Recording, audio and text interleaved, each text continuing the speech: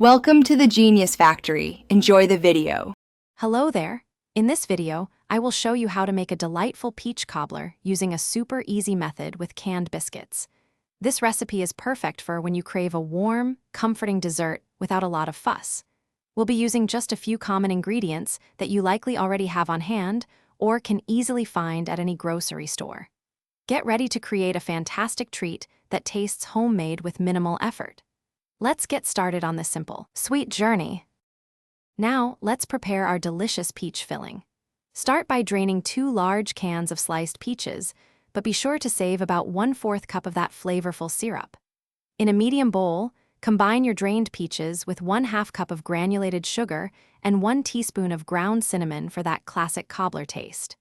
To ensure a perfectly thick filling, stir in 2 tablespoons of cornstarch. Gently mix everything together until the peaches are beautifully coated and ready for the next step.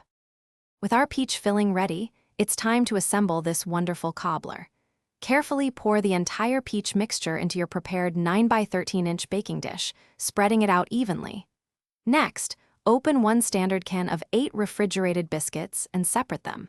Now, arrange these biscuits in a single layer directly over the peach filling. For a more even distribution and a charming, rustic appearance, feel free to cut any larger biscuits into halves or even quarters before placing them. This ensures every bite has a perfect balance of fruit and biscuit.